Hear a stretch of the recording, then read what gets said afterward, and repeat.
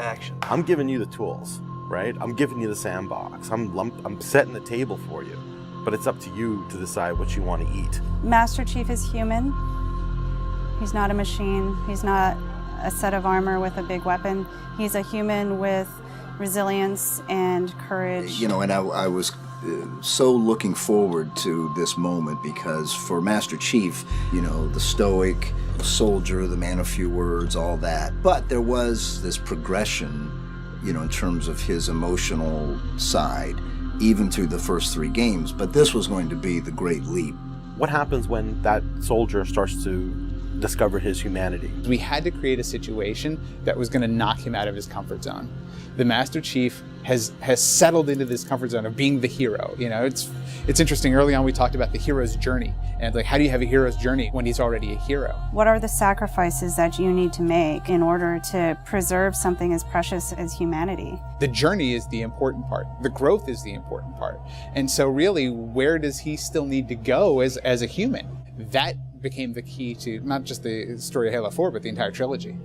We're really examining what sort of burdens a Guardian carries. In a lot of ways, the story that we're telling with Halo 4 is about putting Chief in circumstances where he's forced to change. He's forced to take stock of himself. In a way, Chief is a Guardian. Cortana is Chief's Guardian. The Forerunners were the Guardians of their own universe, and they might have to make a decision that not everyone is going to agree with and that some people might condemn.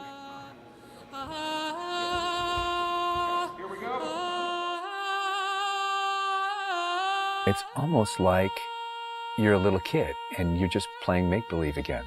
So you imagine everything. The table's here. The plinth for Cortana is here. There's a window here. Ready, go.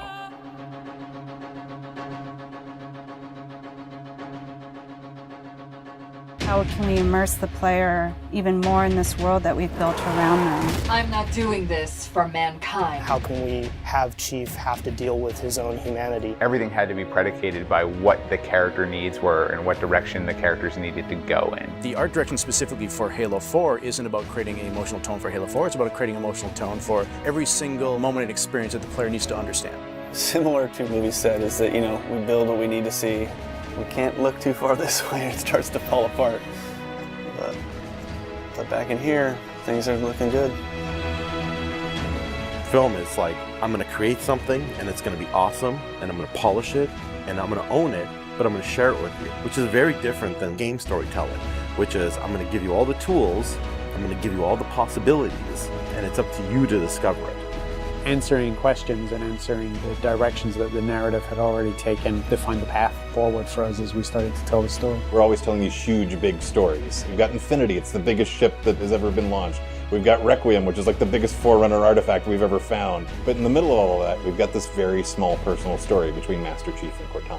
You tell a story with every detail that you put into a game. Immersion is really what allows somebody to believe your universe and also to become emotionally caught up in your universe. Ready to get back to work?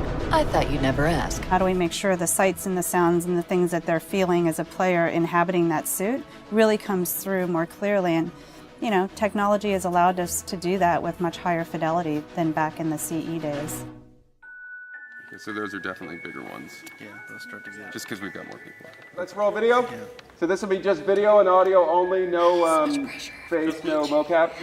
In that case, you won't mind if we return the favor. As we design these things, we put together the best plan. Until it actually touches an actor, it lacks humanity. Having the ability to work with the actors on stage, capturing their face, body, and voice at the same time, really gives us an opportunity to create an immersive experience for the actors. Working at Giant, we can have at least 8 actors in the same volume at the same time. And so the objects that they're acting around and the people that they're acting with, against, through, and toward are there in the scene with them, and it makes a huge difference. We sent out a breakdown for the characters and how we wanted them to feel. We ended up getting, 80 or 90 submissions back through our casting team. Casting for the Master Chief is tough. You need a performer that has a really raw physicality to him, and yet he has to, within the confines of this suit, be able to relate and relay emotion. I like to express myself. I freely do it. I wholly do it. I enjoy it. And so pulling back on all of those instincts is what's required to play him. Imagine that translating to a 3D model with huge armor and making sure the personality of Chief's movement comes through that armor was really critical. And that really came down to Bruce's acting, his physical stature, and really his physicality as he went through all of the performance. You'll never see his face or hear his voice, but all of the other actors that are playing off of him have received so much from him in their performances, and I think that they would all agree with that. This is the low-res asset of Chief. We were afforded a little bit more budget since he's our hero. From the art process, storytelling is just about engaging the player. You don't have to answer any questions. You don't have to take them through a lot of loops of feeling. The player's engaged. I think you've got the start. So Master Chief's a difficult one because he's a dude in a helmet. There's such particularly in science fiction, such a fantastic history of people being completely realized as people without having their face as a tool. For us, it's making him feel like a real person. We have a nude male sculpt, and then from there we sculpt it on physically a tech suit. And on top of this, guys, when we spend time just doing all the details and trying to add some of that functionality, even little bits here and there like Braille, and this just reads 117.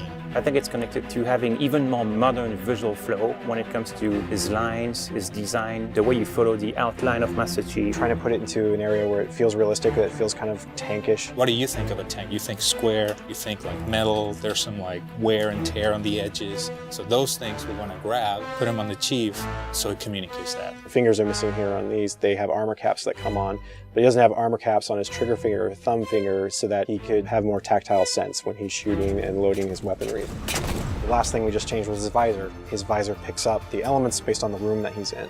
We want to take every inch of the character to tell a story as much as we can. Above all, he still needs to connect to the player and they still need to understand him as being that character. It's somebody who's been very loved over the last 10 years.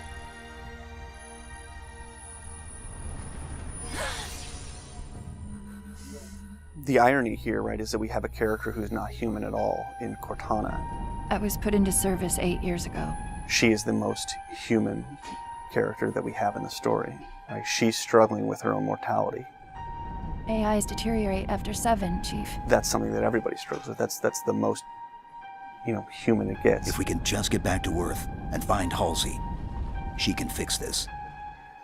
Everyone has to figure out what it means to die.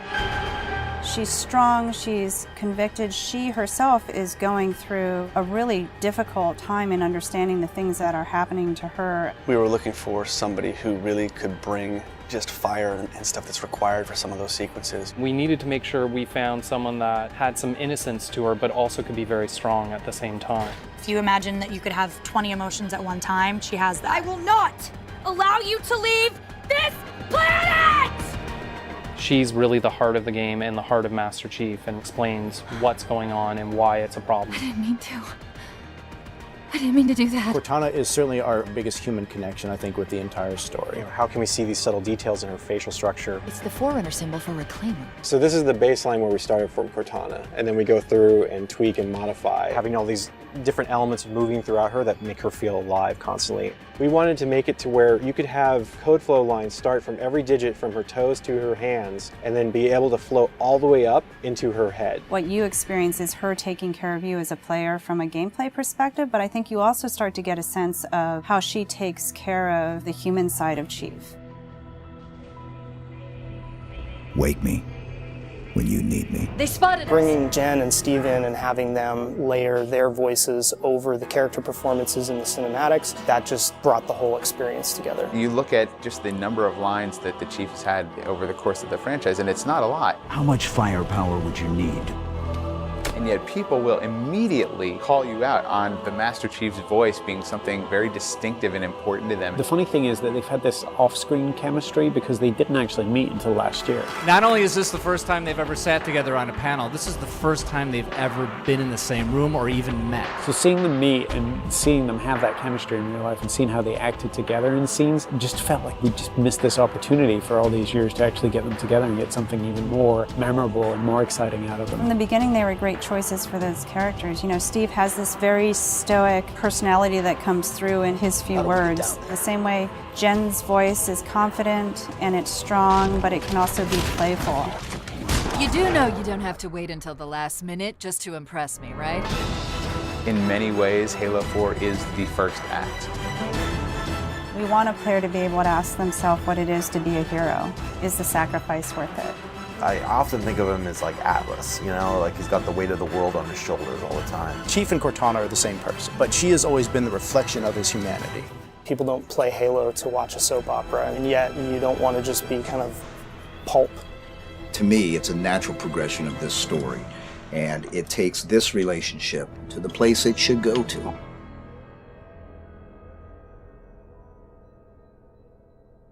Don't make a girl a promise you can't keep.